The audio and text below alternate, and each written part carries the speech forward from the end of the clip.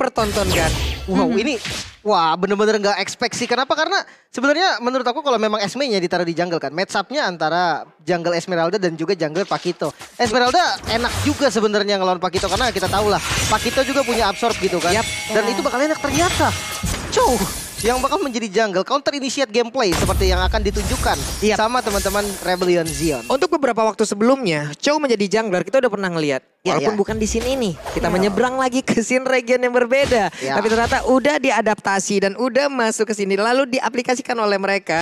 Ya udah kita lihat aja seperti apa hasilnya nanti. Walaupun untuk kali ini kita lihat Dairon ya udah mendapatkan beberapa hit yang masuk dari tubuh Albert. Begitu menyakitkan namun di area tengah Swallow-nya seorang diri langsung aja berada dengan dua player, ada Lemon, ada Finn. Dimana untuk Lunox-nya akan menjadi satu orang yang akan melelehkan pergerakan dari Esmeralda. Walaupun dengan adanya Rafaela, kemungkinan ini akan menjadi satu counter yang begitu mematikan. Bener banget. Sebagai follow up tentunya ya. Yap.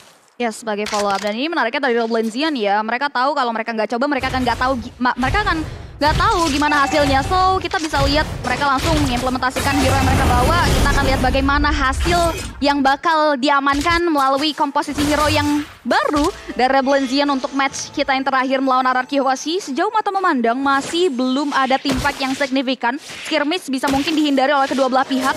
Walaupun terlihat di area Turtle Pit sudah mulai ada pertempuran 40. Yap, itu dia dengan kali ini dibuka langsung Real War Manipulation pertempuran. Terus ada Wijadarko menjadi satu orang yang berhasil diamankan. Plus dengan adanya Lemon di tempat yang berbeda menjadi korban pula. Tapi pertempuran masih terjadi di bagian tengah. Hanya saja untuk kali ini beberapa player dari Arkeosi harus mundur. Tapi R7 masih menetapkan dirinya untuk berada di area tersebut. Belum mau pulang sebelum dirinya diusir habis-habisan oleh pemain dari Rebellion Zion.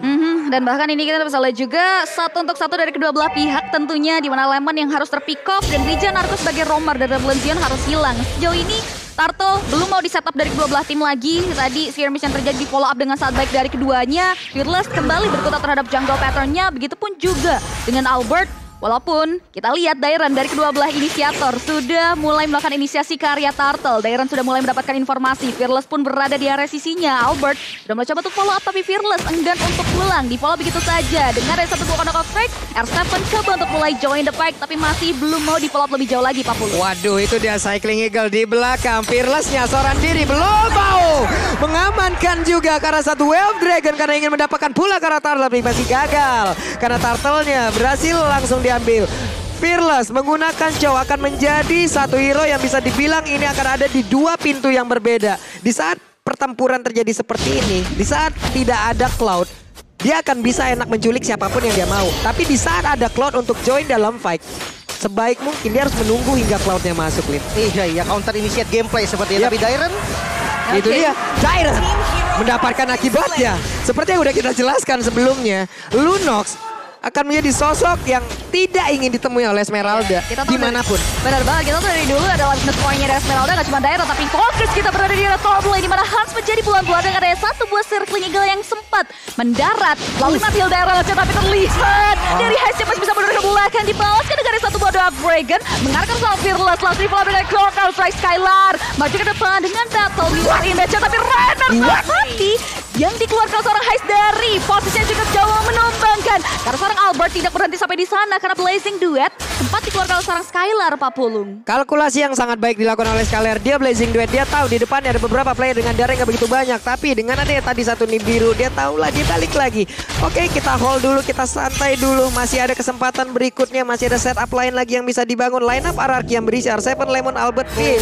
Skylar masih belum terkalahkan di MPL ID season 10 dan ada apa lagi? Sebuah gangguan yang dilakukan oleh R7 dengan menggunakan Uranusnya. Pede banget, seorang Ciri mengacak-acak ada 3 player di area tersebut. Malah dia usir tapi Wave Dragon langsung dikeluarkan. Berhasil untuk nge-trigger lagi satu ultimate dan itu akan menjadi informasi yang sangat baik. Bahkan Finn kali ini langsung aja join the fight untuk bisa memberikan damage tambahan. Malahan Fearless-nya yang diusir pula dan Swallow untungnya masih bisa ngegocek tapi Albert pulang terlebih dahulu. Ya, Albert nakal banget ya. Dan ini dia kalau kita bisa bilang R7 dengan hero durability-nya. Dia pasti bakal manfaatin durability-nya untuk main jauh. Bahkan gak cuman cutting, terlihat tadi untuk menunggu ke area pola permainan jungle pattern milik dari Fearless di menit kita yang keempat tadi, Lim Kocho. Iya, dia tahu banget powernya, dia masuk ke arah purple buff tadi, pancing retri, dan turtle-nya kali ini free untuk RRQ Hoshi. Ya, bisa bilang free, nggak ada observasi, karena kita bisa lihat Rebellion Zion nggak mau ngambil pertukaran ke arah objektif turtle, karena udah cukup sulit bagi mereka. Mereka kini fokusnya ngambil ke arah objektif kill. Atau mungkin karena objektif banget. What? Karena khas banget suara dari Wave Dragon loh. Ya. Khas banget terdengar suaranya tapi tidak mau di follow up lagi. Kalau emang dilanjutin akan butuh waktu lebih untuk bisa mendapatkan lagi ke arah Matilda. Ya itu agak berat. Apakah sih. itu worth it? Itu lagi yang menjadi pertanyaan. Di saat mereka melakukan pick terhadap Matilda, akankah itu emang benar-benar bisa memakan waktu yang sangat cepat lalu emang bisa menghilangkan satu hero tersebut?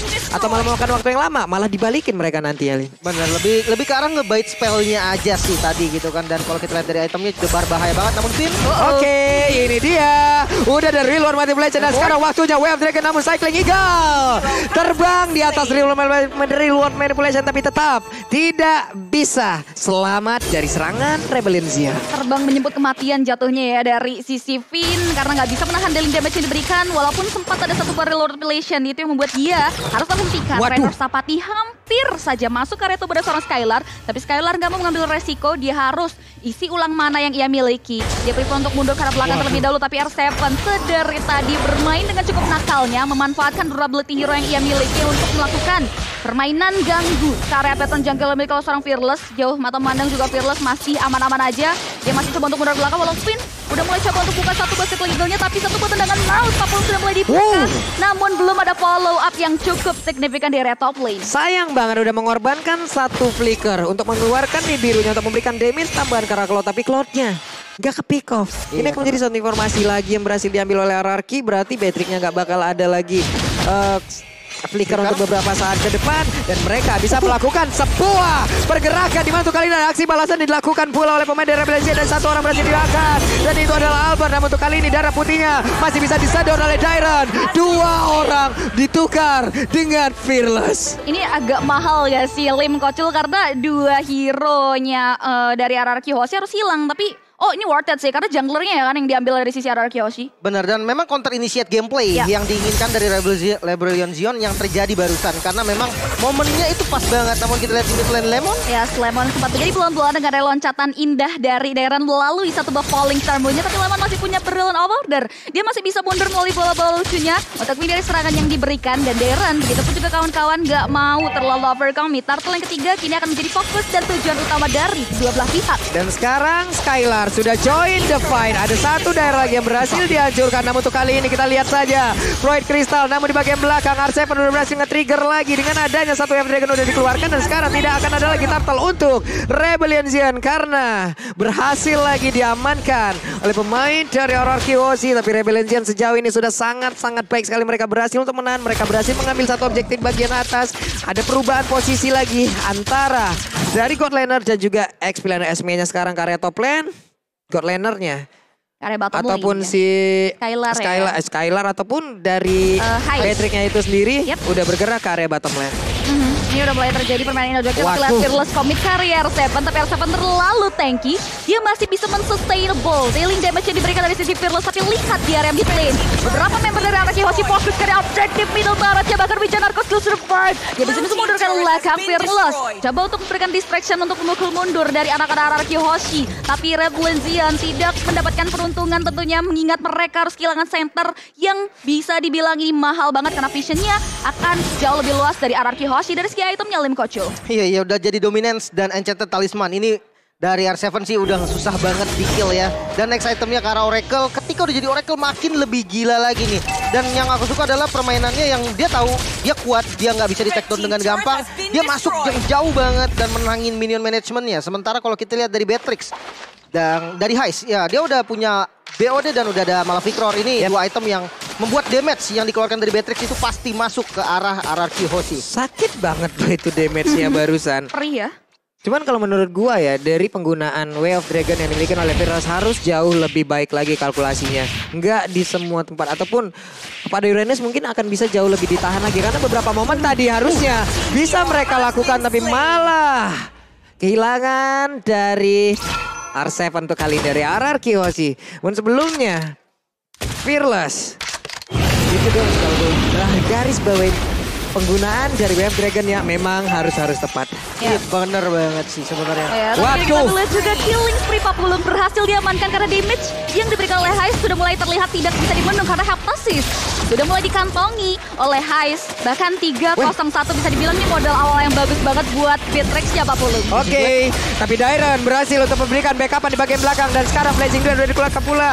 Namun dengan satu beta mirror image dia langsung balik aja. Di luar manipulasi mengusir juga beberapa player yang dimiliki oleh Arakiyoshi. Namun untuk kali ini Lordnya menjadi milik dari player-player yang memang sangat baik. Namun mereka tetap berada disebut dan Dairon menjadi satu orang yang menjaga di bagian belakang dan mereka berhasil untuk mendapatkan langsung ke arah satu-satu orang yang ada di bagian tengah dan sekarang dua orang langsung berhasil mereka dapatkan. Coba lihat Fearless-nya.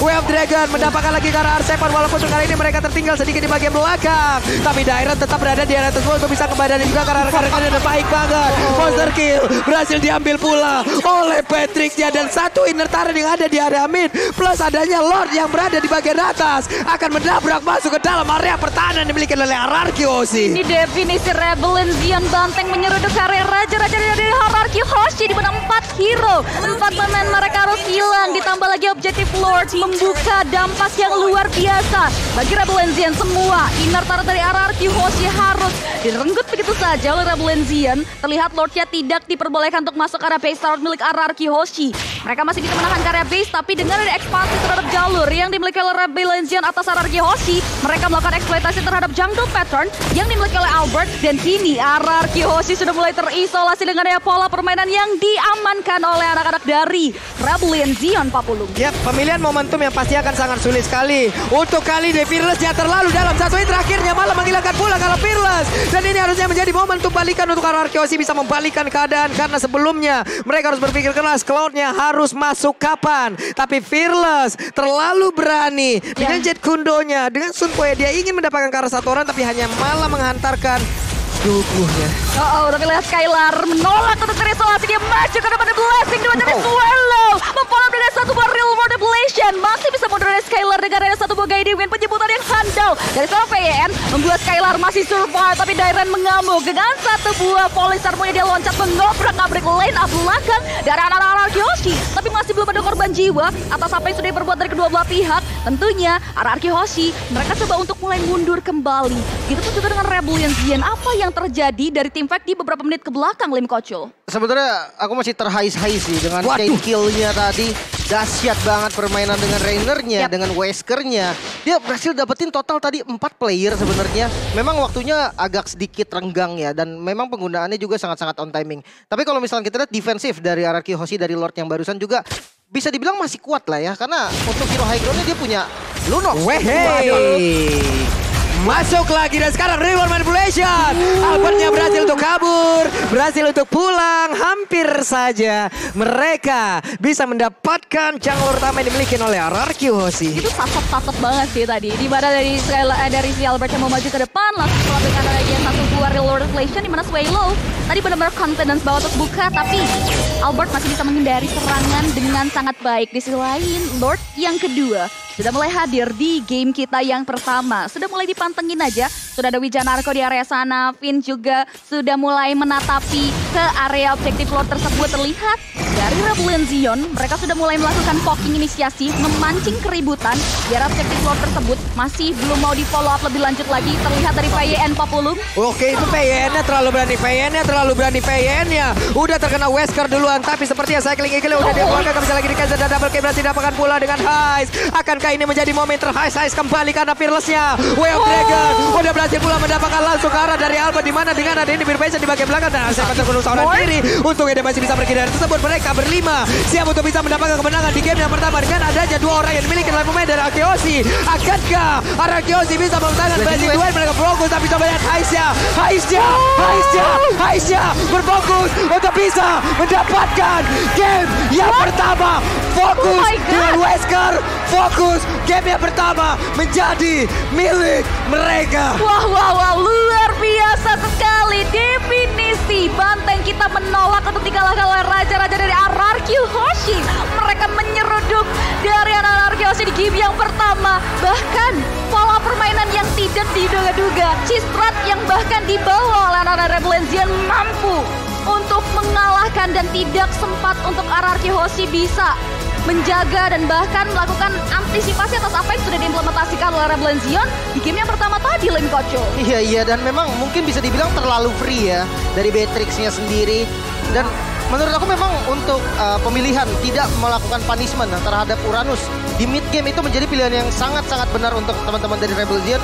Kenapa? Karena dia farming untuk Beatrix-nya. Sehingga Beatrix-nya memiliki item yang diinginkan. Setelah Beatrix-nya